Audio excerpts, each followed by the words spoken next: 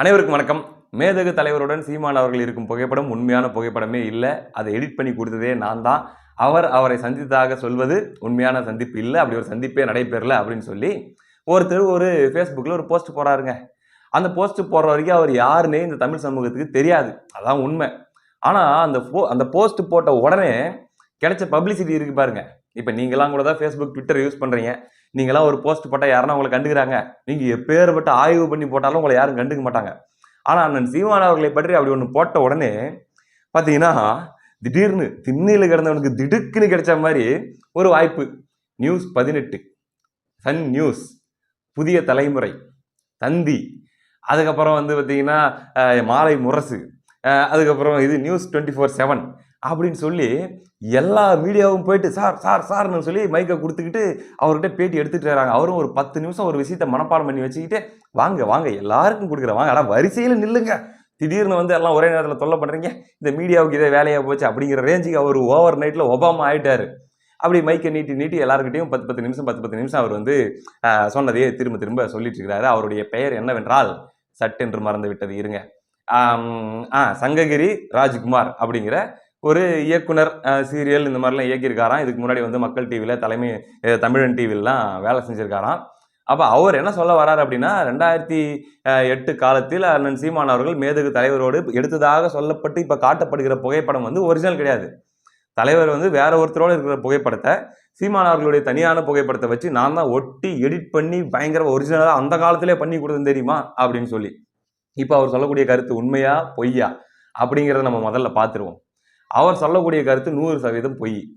என்ன அப்படின்னா, அந்த புகைப்படம் அவர் வந்து நான் எடிட் பண்ணி கொடுத்ததாக சொல்லப்படுற புகைப்படம் ஒன்று இருக்குது சொல்லிட்டு இருக்காருல்ல, அந்த புகைப்படம் எந்த கேமராவில் எடுக்கப்பட்டது, எந்த தேதியில் எடுக்கப்பட்டது, எடுக்கப்பட்ட போது என்ன நேரம், என்ன நொடி அப்படின்றது வரைக்குமே எல்லாமே ஆதாரத்தோட விரைவில் வெளிவரப்போகுது. அதுக்கான தகவல்கள்லாம் இப்பயே தயாராகிட்டு இருக்குது. இப்பயே சில இதெல்லாம் வந்துருச்சு. அது என்ன கேமரா, என்ன மாடல், அது என்ன டிசைன் அப்படிங்கிறது எல்லாமே வர ஆரம்பிச்சிருச்சு. அந்த புகைப்படம் எடுத்த போது யார் இருந்தாங்க, அந்த புகைப்படம் எடுக்கிறதுக்கான சூழ்நிலை எப்படி அமைஞ்சுது அப்படின்ற அத்தனை தகவல்களுமே வந்து கொண்டிருக்கிறது. அது ஒரு பக்கம் இருக்கட்டும். சரி, யார் இந்த சங்ககிரி ராஜ்குமார்? உண்மையிலே இவர் எதேச்சும் ஒரு பதிவு போட இன்னைக்கு வந்து எல்லாரும் அதை பத்தி பேசிட்டு இருக்கிறாங்களாங்கன்னா இல்லை. நிச்சயமாக இது பக்காவா திட்டமிடப்பட்டு அவருக்கு ஸ்கிரிப்ட் ஏற்கனவே கொடுக்கப்பட்டு அவங்களுக்குள்ள விவாதங்கள்லாம் நடைபெற்று நீங்கள் இந்த மாதிரி ஒரு போஸ்ட் போடுங்க, நாங்கள் வந்து கமெண்ட்ல நீங்கள் யாரு அப்படின்னு கேட்குற மாதிரி கேட்குறோம், அதுக்கப்புறம் அப்படியே ஒரு செய்தி ஆக்கிற மாதிரி அதை கொண்டு போயிடலாம் அப்படின்றதெல்லாம் பக்காவா வேலை செஞ்சிருக்காங்க அப்படிங்கிறது அப்பட்டமாக தெரியுது. ஏன் அப்படின்னா அவருடைய கடந்த கால பதிவுகள்லாம் எடுத்து பார்த்தோம் அப்படின்னா இந்த போட்டுக்கிறாரு பாருங்க, மொரட்டு ஈவேரா பக்தர். சரி, இதெல்லாம் ஒரு விஷயமாப்பா அப்படின்னா இல்லைங்க, கொளத்தூர் மணி அவர்களுக்கு மிகவும் நெருக்கமானவர் அப்படின்னு சொல்லி அவரே போட்டுக்கிறாரு. அது போக அவர் ஒரு படம் எடுத்தாருன்னு சொல்றாங்க இல்லையா, வெங்காயம். ஆமாங்க, படம் பேர் வெங்காயங்க. அந்த வெங்காயத்தில் பல மேட்டர் இருக்குது பாருங்க. அந்த போஸ்டர் பாருங்க, அதில் அப்படியே கீழே பார்த்தீங்கன்னா சில பேருடைய பெயர்கள் இருக்கும், அந்த படம் எடுக்கிறதுக்கு காரணமானவர்கள் அல்லது பின்புலத்தில் இருப்பவர்கள் அப்படின்ட்டு. அதில் ஒரு பேர் இருக்குது பாருங்க, சூப வீரபாண்டியன். நம்ம ஐயா தான், நம்ம ஐயா.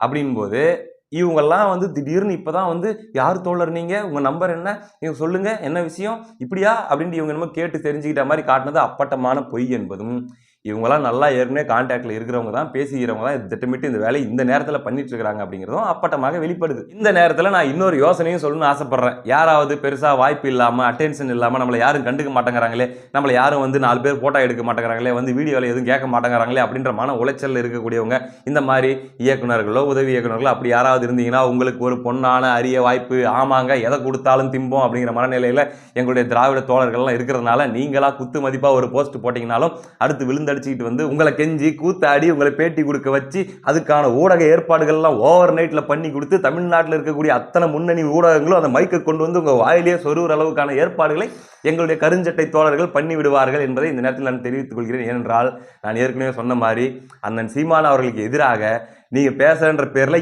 எதை கொடுத்தாலும் திம்பாங்க எங்களுடைய திராவிட தோழர்கள். அந்த கண்டிஷனில் தான் இப்போ இருக்கிறாங்க. பயன்படுத்தி கொள்ளுங்கள். அது ஒரு விஷயம். நான் வந்து ஏதோ வீட்டில் மாட்டிக்கிறதுக்கு ஆசையாக மாட்டி வச்சுப்பாங்க அப்படின்றதுக்காக நான் எடிட் பண்ணி கொடுத்தேங்க, அவ்வளோதாங்க. ஆனால் வந்து இதை வச்சு இவ்வளோ விஷயங்கள் அவர் பண்ணுவார். அது போக தலைவர், தேசிய தலைவர் மேதகு வந்து எவ்வளோ முடியுமோ அவளை கொச்சப்படுத்திட்டாரு. அவரை வந்து நாங்கள்லாம் எப்படிப்பட்ட ஒரு போராளியாக பார்த்துருக்கோம். அவர் ஒரு நெருப்பு, அவர் வந்து எப்படி ஒரு கடினமான ஒரு தலைவராக இருக்கக்கூடியவராக இருக்காரு. அப்படிப்பட்ட ஒரு தலைவரை இவர் வந்து சும்மா தன்னுடைய கதைகள் மூலம் எனக்கு வந்து சாப்பாடாக்கி போட்டாரு, எனக்கு வந்து கறி வந்து அங்க பரிமாறினாங்க, நான் அது சாப்பிட்டேன் இது சாப்பிட்டேன் அப்படின்லாம் சொல்லி ஒரு மிகப்பெரிய ஒரு நகைச்சுவை பொருளாக மாற்றி விட்டார் சீமான். அதனால தாங்க என்னால பொறுக்க முடியல. அதனால தான் இன்னைக்கு நான் உடைச்சு பேசிடணும்னு நான் முடிவு பண்ணிட்டேன்னு சொல்லி 16 வருஷம் கழிச்சு இன்னைக்கு வந்து அவர் பேசலாராமா. நான் ஒரு கேள்வி சீரியஸாவே கேட்கலாம். ரொம்ப நாளா நான் கேட்கணும்னு நினைச்சிட்டு இருக்கிறது. ஏன்டா டேய், சரி வேணாம் விடுங்க. திராவிட தோழர்களே, தலைவரை அல்லது வந்து புலிகளை கொச்சைப்படுத்தியது, அசிங்கப்படுத்தியது இன்றைய தலைமுறை கிட்ட வந்து எவ்வளவு முடியுமோ அவ்வளோ நகைச்சுவையாக உருவக்கேலி செய்யும் வகையில் மார்பிங் செஞ்சு படங்களை வெளியிடுறது எல்லாமே பண்ணது நாம் தமிழர் கட்சியா, தமிழ் தேசியவாதிகளா, அல்லது திமுக ஆதரவாளர்கள், திராவிட ஆதரவாளர்கள், திராவிடம் 2.0 அப்படின்ற பேர்ல இயங்கிட்டு இருக்கிற அந்த இணைய கூலிப்படையா? அண்ணன் சீமான் அவர்கள் ஈழத்துக்கு போன போது அங்க அவருக்கு என்ன மாதிரியான வரவேற்பு நடந்தது, அவருக்கு என்ன மாதிரியான உபசரிப்பு நடந்தது, எப்படி உணவு கொடுத்தாங்க அப்படின்றத அவர் ஒரு ஸ்லாகிச்சு அவர்களுடைய அந்த விருந்தோம்பல் பண்பு அவர் வந்து புகழ்ந்து பேசுறாரு.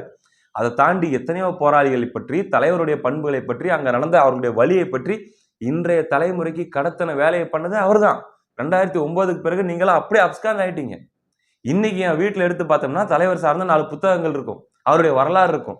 அதை எடுத்து நாங்கெல்லாம் படிச்சுட்டு இருக்கிறோம். என்னை விட இன்னும் 10 வருஷம் சின்ன பசங்க கூட இன்னைக்கு போராட்ட வரலாறையும் தலைவருடைய வரலாறையும் எடுத்து படிக்கிறதுக்கான காரணமாக அமைஞ்சது. நீங்க சொல்றீங்களா, நாங்கெல்லாம் அந்த காலத்திலேயே, நாங்கெல்லாம் அப்பயே, நாங்கெல்லாம் இப்பயேன்னு சொல்லி ஏதோ சொல்லிட்டு இருப்பீங்கல்ல, நீங்களா? அல்லது தலைவரையே கொச்சைப்படுத்தி விட்டார் அப்படின்னு சொல்லி அண்ணன் சீமான் அவர்கள் மேல முத்திர குத்திட்டு இருக்கிறீங்களா, அந்த அண்ணன் சீமான் அவர்களா? இன்னைக்கு இருக்கக்கூடிய அத்தனை இளைஞர்களும் அந்த வரலாறு சார்ந்த புத்தகங்களை எடுத்து படிக்கிறதுக்கு காரணமாக நிற்பவர் அண்ணன் சீமான் அவர்கள். அவருடைய பங்கு மிக மிக முக்கியமானது. உங்களுக்கு அது ஜோக்கா தெரியுது, உங்களுக்கு அதை வச்சு ட்ரோல் பண்ண முடியுது, ட்ரோல் பண்றதுக்கு ஏதோ ஒரு கான்செப்ட் கிடைக்குது, நாங்க ட்ரோல் பண்றோம் அப்படின்னு சொல்லு. பசங்க ட்ரோல் பண்றாங்க, இளைஞர்கள் ட்ரோல் பண்றாங்க, இளைஞர்கள் வந்து தலைவரை வந்து ஏதோ ஒரு மாதிரி சீமானவர்களால பார்க்க ஆரம்பிச்சிட்டாங்க அப்படின்றதெல்லாம் உங்களுடைய சொந்த கற்பனை, உங்களுடைய கேவலமான பார்வையின் வெளிப்பாடு. கடந்த 4-5 ஆண்டுகளில் தலைவரையும் அமைப்பையும் எவ்வளவு முடியுமோ அவ்வளவு கொச்சைப்படுத்தியது, கேவலப்படுத்தியது, அவதூறு பரப்பியது உங்களுடைய கேடுகெட்ட கும்பல், கருஞ்சட்டை கும்பல். அந்த கும்பலின் பின்புலத்தில் இயங்கக்கூடியவர்கள் நீங்களாம் ஒன்னா சேர்ந்து குடும்பம் நடத்தி கும்மி அடிச்சிட்டு இருக்கிறீங்கல்ல, அந்த கும்பல். தலைவருடைய புகழையோ புலிகளுடைய புகழையோ என்னைக்குமே நாம் தமிழர் கட்சியோ தமிழ் தேசியவாதிகளோ என்னைக்கும் ஒரு பிசுறு அளவும் ஒரு துளி அளவும் வந்து அவங்க கொச்சைப்படுத்துறது கிடையாது.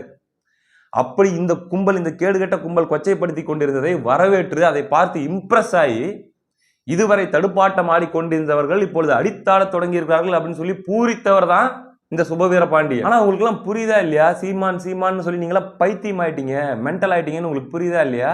உங்களுக்கு வந்து இப்ப திடீர்னு தலைவர் மேல பாசம் வந்துருச்சா? ஏடா உட்காந்துக்கிட்டு 4 வருஷமா இந்த கும்பல் கேவலப்படுத்திட்டு இருக்குது, நீங்களாம் அதிகார வட்டத்துக்கு நெருக்கமா இருக்கிறீங்க. நீங்க சொன்னா உங்க 32-42 அமைப்புகள்லாம் ஒன்னா சேர்ந்து போயிட்டு இப்படிதான் உங்களுடைய ஐடி விங்கு, உங்களுடைய ஆதரவாளர்கள் சொல்லிட்டு இருக்கிறவங்க தொடர்ச்சியாக இந்த வேலையை பண்ணிட்டு இருக்கிறாங்க. இது ரொம்ப தவறான விஷயம். நாங்க அவர்களோடு நெருங்கி பழகியவர்கள், நாங்க நேரில் பார்த்தவர்கள், நாங்கள் அவர்களோடு இருந்தவர்கள், எங்களுக்கு தெரியும் அப்படின்னு சொல்லி நீங்க தடுக்கிற வேலையை பண்ண வேண்டியதுதானடா. உட்கார்ந்துட்டு அதை ரசிச்சுட்டு இருந்தீங்கல்ல. கருணாநிதி அவர்களை வந்து உலகத்தமிழர்கள் விமர்சிக்கிறார்கள், அதனால வந்து தேசிய தலைவர் எவ்வளவு கேவலமா வேணா இந்த கும்பல் பேஸ்ட் போட்டுன்னு சொல்லி அதை கை கொட்டி வரவேற்றவர்கள் தான் நீங்க. இன்னைக்கு வந்து உங்களுக்கு வந்து தலைவரை வந்து சீமானவர்கள் கொச்சைப்படுத்திட்டாரா? நல்லா சாப்பாடு போட்டாங்க கவனிச்சுக்கிட்டாங்க அப்படின்னு சொன்னா என்னையா கொச்சை ஆயிரும்? வைகோ சொல்லலையா எனக்கு வந்து மான் கறி சமைச்சு போட்டாங்க, என்னை வந்து பாத்துக்கிட்டாங்க அப்படின்ட்டு? அப்ப அது உண்மையா அது பொய்யா? அண்ணன் சீமான் அவர்கள் அங்கு போனது, தலைவரை சந்திச்சது, தலைவரோட நீண்ட காலங்கள் அவர் வந்து செலவு செய்தது, தலைவர் அவர் மீது பெரும் பாசம் கொண்டிருந்தது, அவர் தலைவரோடு மிக நெருக்கமாக இருக்கிறாரு அல்லது வந்து மிகவும் வந்து உரிமையோடு பழகிறாரு அப்படிங்கிறத பார்த்து அங்க இருக்கக்கூடிய அங்க இருக்கக்கூடிய புலிகள் இருப்பாங்க அல்லது வந்து பெண் போராளிகள்லாம் இருப்பாங்க இல்லையா, அவங்கெல்லாம் கூட என்ன அண்ணங்கிட்ட வந்து நம்ம கூட இவ்வளவு உரிமையா பேச முடியாது, எப்பயாச்சும் தான் நம்ம அண்ணங்கிட்ட பேச முடியும், கடிதத்தின் மூலமா எழுதி சந்திக்க முடியும், இவர் என்ன அங்கிருந்து வந்தவருக்கு வந்து இவர் இவ்வளவு முக்கியத்துவம் கொடுக்குறாரு அப்படின்னு சொல்லி அவங்க தங்கச்சிங்க வந்து தலைவரை வந்து அண்ணனா பார்க்கக்கூடிய தங்கச்சிங்க அவங்க வந்து பொசசிவ் ஆகிறாங்க. என்ன அப்படின்னா, ஏன் இவருக்கு மட்டும் அவ்வளவு பாசம் இவர் மேல அப்படின்னு சொல்லி. ஆனா ஒரு கட்டத்துக்கு மேல அவங்க என்ன பண்றாங்க அப்படின்னா, தலைவருடைய அவருடைய ஏஜ் குரூப்ல இருக்கக்கூடியவங்க நிறைய பேர் அப்ப இல்ல. 2008 அந்த பிப்ரவரி காலகட்டங்கள்ல தான் அண்ணன் சீமான் அவர்கள் போறாங்க. அந்த காலகட்டத்துல பாத்தீங்கன்னா தலைவருடைய நண்பர்களாக ஒரு பேட்ச் இருப்பாங்க இல்லையா, அவர்களுடைய ஆரம்ப காலத்துல இருந்தவங்க, அவங்க யாருமே அப்ப இல்ல, எல்லாமே மறைஞ்சிடுறாங்க. அப்படின்னும் போது அவரோட ரொம்ப இளையவர்களாக இருக்கக்கூடிய இப்ப அமைப்பில் இருக்கக்கூடிய புலிகள் அல்லது வந்து பொறுப்பாளர்கள் அவங்க கிட்டலாம் ஒரு அளவு வரைக்கும் தான் அவரால் பழக முடியும். ரொம்பவும் அவங்க கிட்ட வந்து அவர் கம்ஃபர்டபுளா இருப்பாரு அப்படின்னு நம்ம சொல்ல முடியாது. ஆனா அண்ணன் சீமான் அவர்கள் போனது, அவர் பேசின விதம், அவர் பழகிய விதம், அவருக்கு ஏதோ ஒரு விதமான மகன் போன்ற ஒரு உணர்வை தலைவருக்கு ஏற்படுத்துது. அதனால வந்து பாத்தீங்கன்னா அவரு கூட இருக்கும்போது ஒரு மாதிரி ரொம்ப மகிழ்ச்சியா இருக்காரு, ரொம்ப ஒரு மாதிரி அவர்கிட்ட ஒரு ஒரு உற்சாகம் தெரியுது அப்படின்னு சொல்லி அங்க இருக்கிறவங்களே அப்சர்வ் பண்ணி ஒரு கட்டத்துல தலைவர்கிட்ட கேட்கறாங்க, ஆனா இவரை திருப்பி அனுப்ப வேணாம்னா நம்ம கூட வச்சுக்கலாம். இவங்களே முடிவு பண்றாங்க. இல்ல அவர் வந்து அண்ணன் கூடயே இருந்தாருன்னா அண்ணன் ரொம்ப மகிழ்ச்சியா இருக்க மாதிரி தெரியுது. இங்கேயே நம்ம ஊர்லயே வச்சுக்கலாம் அப்படின்னு சொல்லி அவங்க ஆசைப்படுறாங்க. அது தலைவர்கிட்ட வந்து அண்ணன் சீமான் அவர்கள் திரும்பி போற டைம்ல வந்து இவங்க கேட்கறாங்க. அப்ப அவர் சொல்றாரு, இல்ல அவர் இப்ப போட்டும். அவருக்கு ஒரு வேலை இருக்கு. அவர் போயிட்டு திருப்பி வருவாரு அவரு. இன்னொரு நாள் வருவாரு. அவர் நம்ம கூட இருப்பாரு அப்படிங்கிற மாரி சிரிச்சுக்கிட்டே அந்த பெண் போராளிகள் தங்கைகளுக்கு அவர் சொல்றாரு. தங்கச்சிங்க தான் கேட்கறாங்க தலைவர்ட்ட. இங்கேயே இருக்கட்டும்னா அப்படின்னு சொல்லி. இப்படியாக அங்க நடந்ததாக அங்க இருந்து அந்த காலகட்டத்தில் வாழ்ந்தவர்கள் இன்னும் உயிரோடு இருக்கிறவர்கள் இப்ப வலைவலி காட்சிகள்ல தன்னுடைய பேட்டிகள்ல தன்னுடைய முகத்தை மறைத்து இந்த செய்திகள் எல்லாம் பதிவு பண்ணிட்டு இருக்காங்க. இது நடந்தது. என்னென்ன டைப்பா உருட்டுறாங்க பாருங்களேன். கொஞ்ச நாளைக்கு முன்னாடி பாருங்க 10 நிமிஷம் தாங்க அந்த சந்திப்பு நடந்தது. 10 நிமிஷத்துக்கு மேலலாம் நடக்கல. இவர் வந்து ரொம்ப நாள் இருந்த மாரி சொல்லிக்கிறாரு. 10 நிமிஷம் தான் நடந்தது. நான் தான் ஆதாரம். 10 நிமிஷம் இருந்ததா நான் ஆதாரம் அப்படின்ற மாரி ஒரு ஆள் வந்துச்சு. அதுக்கப்புறம் 10 நிமிஷம் கூட ரொம்ப அதிகமா இருக்குதே. இன்னும் குறைச்சா மாரி சொல்லலான்ட்டு இன்னொரு பீஸ் வந்து 2 நிமிஷம் தாங்க சந்திச்சு புகைப்படம் மட்டும் எடுத்தாங்கங்க. அவ்வளோதாங்க. வேற எதுவும் நடக்கலங்காட்டி இன்னொரு கும்பல் வந்து சொல்லுச்சு. இப்ப சந்திக்கவே இல்ல, பார்க்கவே இல்ல அப்படின்ட்டு ஒரு கும்பல். இதுல இவனுங்க சொல்ற லாஜிக் என்ன அப்படின்னா, போர் உச்சத்தில் நடைபெற்றுக் கொண்டிருந்த போது, அங்கு கொத்து கொத்தாக மக்கள் செத்து கொண்டு விழுந்து கொண்டிருந்த போது, அங்க வந்து போராளிகளும் தலைவரும் வந்து ரொம்ப பரபரப்பான சூழல்ல அங்க போராடிக்கிட்டு அப்படி இப்படின்னு சொல்லி ரெஸ்ட்லெஸ்ஸா இருந்த அந்த மாதிரியான சூழல்ல இவருக்கு வந்து உட்காந்து சமைச்சு போட்டாங்களாம், இவருக்கு வந்து கறி ஆக்கி போட்டாங்களாம், இவரை வந்து விழுந்து விழுந்து கவனிச்சாங்களாம். யார்கிட்ட கதை சொல்ற அப்படிங்கிறாங்க. டேய் போர் உச்சத்தில் இருந்தது எப்ப? அதாவது அண்ணன் சீமான் அவர்கள் ஈழத்துக்கு போன அந்த காலகட்டத்துல 2008 பிப்ரவரி அந்த காலகட்டங்கள்ல போர் ஒண்ணும் உச்சத்துலலாம் இல்ல. உள்ள போறது ரொம்ப கவனமா போணும். மறுபடியும் அந்த எல்லையிலிருந்து மறுபடியும் வெளியே வர்றது அப்படிங்கிறது ரொம்ப ரொம்ப கவனமா வரணும். அங்க வேணா சின்ன ஒரு மிஸ்டேக் ஆனாலும் கூட வந்தவங்களுக்கும் ஆபத்து இருக்குது. விருந்தினரா வந்தவங்களுக்கும் ஆபத்து இருக்குது. அது போக ரொம்ப எல்லையில அங்க வந்து சண்டைகள் நடந்துட்டு இருக்கும். அப்படி போயிட்டு இருக்கும். ஆனா இங்க புலிகளுடைய கட்டுப்பாட்டுல இருந்த பிரதேசத்துல அவங்க வந்து அங்கதானே படம் எடுத்தாங்க. அந்த படம் எடுத்ததுக்கான புகைப்படங்கள்லாம் இருக்குதுல்ல. எல்லாளன் அப்படின்னு சொல்லி ஒரு படத்துடைய படப்பிடிப்பு கூட அங்க நடந்துச்சுல்ல. ஃபர்ஸ்ட் அங்க வாழ்ந்த வாழ்க்கையை அங்க இருந்த மக்களுடைய வாழ்வியல், தலைவருடைய போராளிகளுடைய வாழ்வியல் ஏதாச்சும் பற்றிய புரிதல் உங்களுக்கு இருக்காடா? அவங்களுடைய வாழ்க்கையே ஒரு போர்க்களம். அவங்க அந்த போர்க்களத்துல தான் 30 ஆண்டுகளும் வாழ்ந்தாங்க. அங்கதான் அவங்க வந்து திருமணங்களும் நடந்தது. அங்கதான் அவங்களுக்கு குழந்தைகளும் பிறந்தது. அங்கதான் அவங்களுக்கு எல்லா விழாக்களும் நடந்தது. கோயில் விழாக்களும் நடந்தது. அங்கதான் காந்தரூபன் அறிவுச்சோலை இருந்தது. அங்கதான் செஞ்சோலை இருந்தது. அங்கதான் தலைவர் போயிட்டு அந்த குழந்தைகளோட விளையாடினாரு. அங்கதான் தலைவர் போயிட்டு அந்த மாணவர்களோட வந்து நேரத்தை செலவு பண்ணாரு. கிறிஸ்துமஸ் விழாக்களை கொண்டாடினாங்க, நியூ இயர் விழாக்களை கொண்டாடினாங்க. அது போக மாவீரர் நாளை அனுசரிச்சாங்க. இது எல்லாமே அவருடைய வாழ்வியலோடு கலந்தது. ஏன் அப்படின்னா அவங்க அந்த களத்திலே வாழக்கூடியவங்க. அப்படியே அங்கேயும் இங்கேயும் பதுங்கிக்கிட்டு ஓடிக்கிட்டு ஒடியாந்துக்கிட்டே அவங்களுடைய வாழ்க்கையை அவங்க வாழ்ந்துடல. அப்படி ஒரு சூழல் வந்தா 2 நாள் பரபரப்பா 3 நாள் பரபரப்பா இருக்கும். அடுத்து உடனே அவங்களுடைய பத்திரிகைகள்ல தலைப்பு செய்திகள் வரும். யாழ் இயல்பு நிலைக்கு திரும்பியது. 2 நாள் தான். இங்க மாதிரி வந்து பணத்தை வச்சுக்கிட்டு நீங்க வந்து 10 நாள் உட்காந்து ஒப்பாரி வச்சுட்டு இருக்கிறீங்கல்ல லைவ் போட்டுக்கிட்டு அப்படிலாம் கிடையாது. அவங்க அதுலயே வாழ்றவங்க. அவங்க அந்த சூழல்ல ஒருத்தர் வெளியே இருந்து வராரு அப்படின்னும் போது அவங்க அங்க திரைப்பட படப்பிடிப்பு நடக்குது, அங்க அந்த வரவேற்பு நடக்குது, உபசரிப்பு நடக்குது, சந்திப்புகள் நடக்குது. இது எல்லாமே தான் நடக்குது. அதன் பிறகு சில மாதங்கள் கழித்து தான் போர் ரொம்ப உச்சநிலை அடையுது. கிட்டத்தட்ட 2008 நவம்பர் மாவீரர் நாள் உரை தலைவர் கொடுக்கிறாரு இல்லையா? அந்த காலகட்டத்தில் தான் இன்னும் அது அதிகமா மாற ஆரம்பிக்குது. கிளிநொச்சி எப்ப கைப்பற்றப்படுதோ, எப்ப வீழுதோ அதுக்கு அப்புறம் தான் அந்த இயல்பா அவர்கள் செயல்படுறது அப்படிங்கிறது குறைய ஆரம்பிக்குது. மக்கள் இடப்பெயர்வு அப்படின்றது நடக்க ஆரம்பிக்கிறது. அப்பதான் அது சீரியஸ்னஸ் உடைய உச்சத்துக்கு போகுது. நீ உருட்டுறதுக்கு முன்னாடி, நீ அவதூறு பரப்புறதுக்கு முன்னாடி குறைஞ்சபட்சம் அந்த கால சூழல் என்ன, அங்க இருந்த வாழ்வியல் என்ன, அந்த காலகட்டத்துல அந்த குறிப்பிட்ட நாட்கள்ல அங்க இருந்த நிலைமைகள் என்ன அப்படின்றதையாச்சும் கேட்டு தெரிஞ்சிட்டாச்சும் வந்து பொய்ய சொல்லுங்கடா. சம்பந்தமே இல்லாம அங்க இசைப்பிரியா இறந்து கொண்டிருக்கும் போது இங்கு சீமானுக்கு உணவு சமைத்து கொடுத்து கொண்டிருந்தாரா தலைவர் அப்படின்ற மாதிரி கேக்குறாங்க அந்த பைத்தியக்காரன். இந்த பேட்டி கொடுத்திருக்கிற இந்த நபர். ரெண்டும் என்ன காலகட்டம்? 2008 பிப்ரவரி மார்ச் எங்க இருக்குது? 2009 ஏப்ரல் மே எங்க இருக்குது? ஒண்ணு தெளிவா தெரியுது. பைத்தியம் ஆயிட்டாங்க. பைத்தியம் முத்திருச்சு. பிரச்சனை என்ன அப்படின்னா மொத்த எனர்ஜி இப்பயே வேஸ்ட் பண்ணிட்டு இருக்காங்க. மீதி வைங்க. இன்னும் நிறைய இருக்குது. அடுத்து ஒரு 1.5 வருஷத்துக்கு எனர்ஜி எல்லாம் இப்பயே நீங்க வேஸ்ட் பண்ணிட்டீங்கன்னா அடுத்து 1.5 வருஷத்துக்கு கதறதுக்கு உங்களுக்கு எனர்ஜி பத்தாது. வேஸ்ட் பண்ணாதீங்க. அவ்வளவுதான் சொல்ல முடியும். அடுத்த காணொலியில் சந்திப்போம். நன்றி.